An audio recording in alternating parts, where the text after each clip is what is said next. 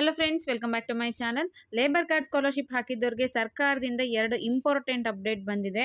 ಎರಡೂ ಕೂಡ ತುಂಬಾನೇ ಇಂಪಾರ್ಟೆಂಟು. ಏನು ವಿಷಯ ಅಂತ ತಿಳ್ಕೊಳ್ಳಿ, ಇಲ್ಲಾಂದರೆ ನಿಮಗೆ ಲೇಬರ್ ಕಾರ್ಡ್ ಸ್ಕಾಲರ್ಶಿಪ್ ಅಮೌಂಟು ಬರೋದೇ ಇಲ್ಲ. ಈಗಾಗಲೇ 2 ವರ್ಷ ಹತ್ರ ಆಗಿದೆ, ಅಮೌಂಟ್ ಬಂದಿಲ್ಲ ಅಂತ ತುಂಬ ಜನ ಕಂಪ್ಲೇಂಟ್ ಮಾಡ್ತಿದ್ರಿ.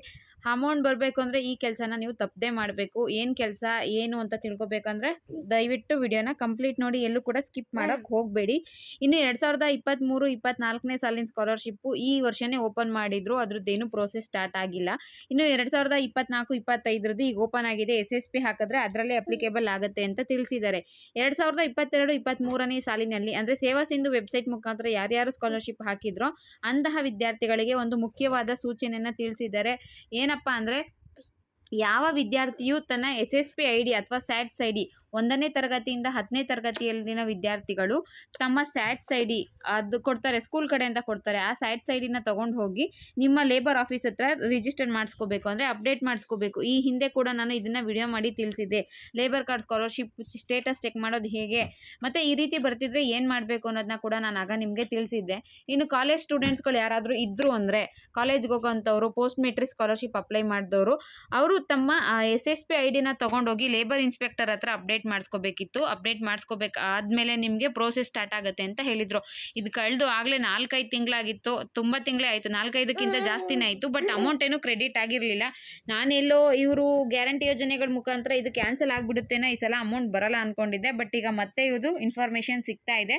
ಸರ್ಕಾರದ ಕಡೆಯಿಂದ 2022-23ನೇ ಸಾಲಿನ ಹಣ ಬಿಡುಗಡೆ ಆಗ್ತಿದೆಯಂತೆ. ಈ ಹಣನ ಪಡ್ಕೋಬೇಕು ಅಂದರೆ ನೀವು ಮೊದಲು ನಿಮ್ಮ SSP IDನ ಲೇಬರ್ ಆಫೀಸ್ ಹತ್ರ ಹೋಗಿ ಅಪ್ಡೇಟ್ ಮಾಡಿಸ್ಕೋಬೇಕು. ನೆಕ್ಸ್ಟ್ ಬಂದು ನಿಮಗೆ ಇನ್ನೊಂದು ಇಂಪಾರ್ಟೆಂಟ್ ಏನಪ್ಪ ಅಂದರೆ, ಲೇಬರ್ ಕಾರ್ಡ್ ಸ್ಕಾಲರ್ಶಿಪ್ ಯಾವಾಗಲೂ ವಿದ್ಯಾರ್ಥಿಗಳ ತಂದೆ ತಾಯಿ ಲೇಬರ್ ಕಾರ್ಡ್ ಯಾರಿರುತ್ತೋ ಅವ್ರ ಅಕೌಂಟ್ಗೆ ಹೋಗುತ್ತೆ.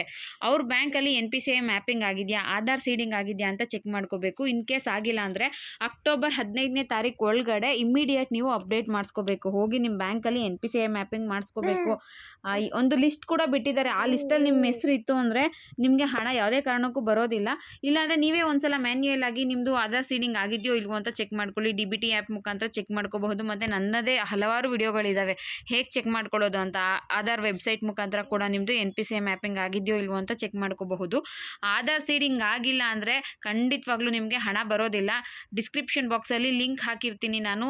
ಲಿಸ್ಟ್ ಬಿಟ್ಟಿದ್ದಾರೆ ಅಲ್ವಾ, ಆ ಲಿಸ್ಟಲ್ಲಿ ನಿಮ್ಮ ಹೆಸರು ಇದೆಯಾ ಅಂತ ಚೆಕ್ ಮಾಡ್ಕೊಳ್ಳಿ.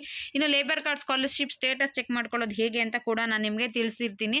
ಈ ವಿಡಿಯೋದಲ್ಲೇ ತೋರಿಸ್ತೀನಿ ನೋಡಿ. ಡಿಸ್ಕ್ರಿಪ್ಷನ್ ಬಾಕ್ಸಲ್ಲಿ ಸ್ಟೇಟಸ್ ಚೆಕ್ ಮಾಡೋದಕ್ಕೂ ಕೂಡ ಲಿಂಕ್ ಹಾಕಿರ್ತೀನಿ.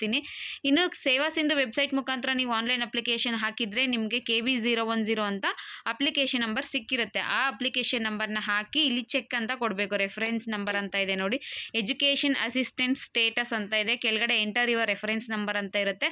ರೆಫರೆನ್ಸ್ ನಂಬರ್ ಈಗ ಹೇಳಿದ್ನಲ್ಲ, KB0 ಆ ರೀತಿಯಾಗಿ ಇರುತ್ತೆ. ಆ ನಂಬರ್ನ ಹಾಕಿ ಚೆಕ್ ಅಂತ ಕೊಟ್ಟರೆ ನಿಮಗೆ ಯಾವ ರೀತಿ ಬರುತ್ತೆ ಅದನ್ನು ತೋರಿಸ್ತೀನಿ ನೋಡಿ. ರೆಫರೆನ್ಸ್ ನಂಬರ್ ಹಾಕಿದ್ಮೇಲೆ ಸ್ಯಾಟ್ ಅಥವಾ student ID has to be updated from the respective jurisdiction labour inspector and kindly visit your labour inspector office with the proper SAT or student ID ಅಂತ ಬಂತು ಅಂದರೆ ನಿಮ್ಮ SSP ಅಥವಾ ಸ್ಟೂಡೆಂಟ್ IDನ ಇಮಿಡಿಯೇಟ್ ನೀವು ಹೋಗಿ update ಮಾಡಿಸ್ಕೋಬೇಕು. ಇಲ್ಲಾಂದರೆ ನಿಮಗೆ ಯಾವುದೇ ರೀತಿ ಸ್ಕಾಲರ್ಶಿಪ್ ಅಮೌಂಟು ಬರೋದಿಲ್ಲ.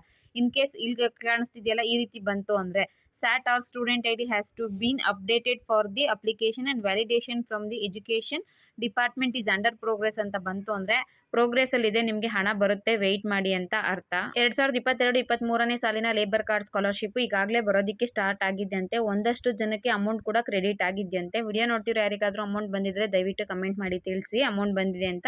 ಮತ್ತೆ ನಿಮಗೆ ಅಮೌಂಟ್ ಇನ್ನೂ ಬಂದಿಲ್ಲ ಅಂದರೆ ಮೊದಲು ನೀವು NPCI ಮ್ಯಾಪಿಂಗ್ ಆಗಿದೆಯಾ ಚೆಕ್ ಮಾಡ್ಕೊಳ್ಳಿ. ಲೇಬರ್ ಕಾರ್ಡ್ ಯಾರ ಹತ್ರ ಇರುತ್ತೋ ಅವರು NPCI ಮ್ಯಾಪಿಂಗ್ ಮಾಡಿಸ್ಕೊಂಡಿರಬೇಕು. ಇನ್ನು ವಿದ್ಯಾರ್ಥಿಗಳು ನಿಮ್ಮ SSP ID ಅಥವಾ ಸ್ಟೂಡೆಂಟ್ IDನ ಹೋಗಿ ಮೊದಲು ಇಮಿಡಿಯೇಟ್ ಆಗಿ ಅಪ್ಡೇಟ್ ಮಾಡಿಸ್ಕೋಬೇಕು. ನಿಮ್ಮ ಲೇಬರ್ ಆಫೀಸ್ಗೆ ಹೋಗಿ ನೀವು ಅಪ್ಡೇಟ್ ಮಾಡಿಸ್ಕೋಬೇಕು. ಅಕ್ಟೋಬರ್ 15ನೇ ತಾರೀಕು ಇದಕ್ಕೆ ಕೊನೆಯ ದಿನಾಂಕ. ಈ ವಿಡಿಯೋ ನಿಮಗೆ ಇಷ್ಟ ಆಗಿತ್ತು ಅಂದರೆ ಒಂದು ಲೈಕ್ ಮಾಡಿ, ಶೇರ್ ಮಾಡಿ, ಮಿಸ್ ಮಾಡದೆ ಸಬ್ಸ್ಕ್ರೈಬ್ ಮಾಡ್ಕೊಳ್ಳಿ. Thank you for watching friends.